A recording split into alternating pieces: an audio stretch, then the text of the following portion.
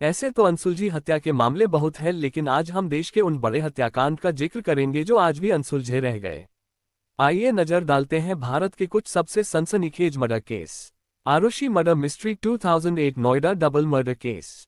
आरुषि तलवार और हेमराज बंजारे। आरुषि तलवार एंड हेमराज बंजारे की हत्या ने पूरे देश को हिलाकर रख दिया था। 16 मई 2008 को 14 साल की आरुषि और 45 साल के हेमराज की हत्या कर दी गई थी। इस मामले की सबसे ज्यादा मीडिया कवरेज हुई। ये वो केस है जो मीडिया में सबसे लंबे समय तक बना रहा।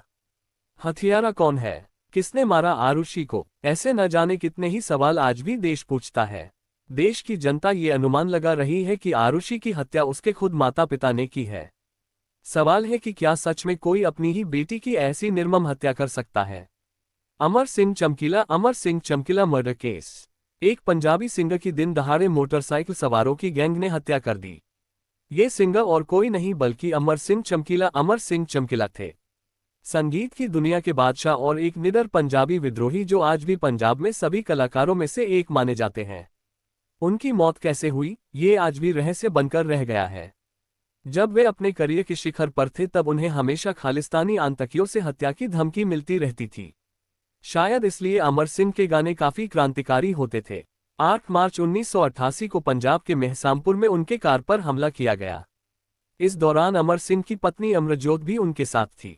दोनों को गोलियों से भून दिया गया था।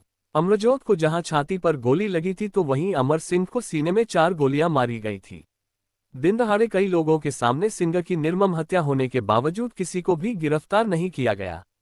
अमर सिंह के कई सहयोगियों ने शिकायत की कि अन्य पंजाबी गायकों ने अमर के खिलाफ षड्यंत्र रचा था क्योंकि वह उनसे ज्यादा मशहूर थे। आज भी चमकीला की मौत किसने की, ये कई लोगों के लिए रहस्य बना हुआ है।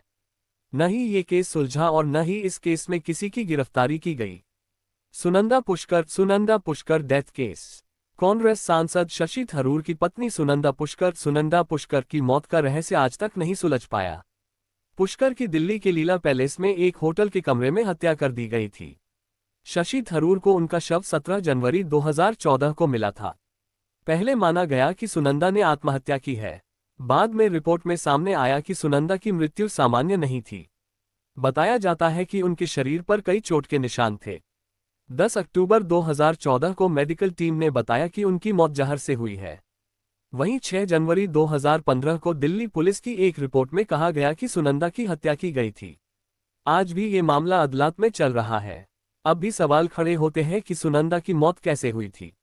Ryan school murder case. Ryan school murder case 2017 सितंबर में गुड़गांव के Ryan international school Ryan school के बाथरूम में दूसरी कक्षा का प्रद्युमन ठाकुर मृत पाया गया था। पहले कहा गया कि बच्चे के साथ यौन उत्पीड़न हुआ था, जिसके कारण उसकी मौत हो गई।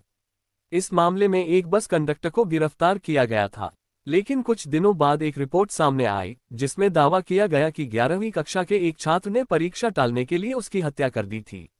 लेकिन सवाल तो ये है कि जब हत्या 11वीं कक्षा के छात्र ने की थी तो बस कंडक्टर की इस मामले में गिरफ्तारी क्यों की गई?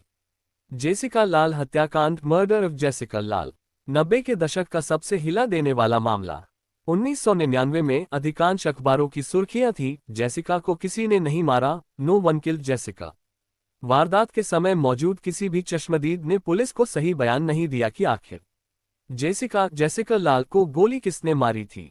बता दें कि 29 अप्रैल 1999 की रात दिल्ली के टैमरिंड कोर्ट रेस्टोरेंट में गोली मारकर हत्या कर दी गई थी।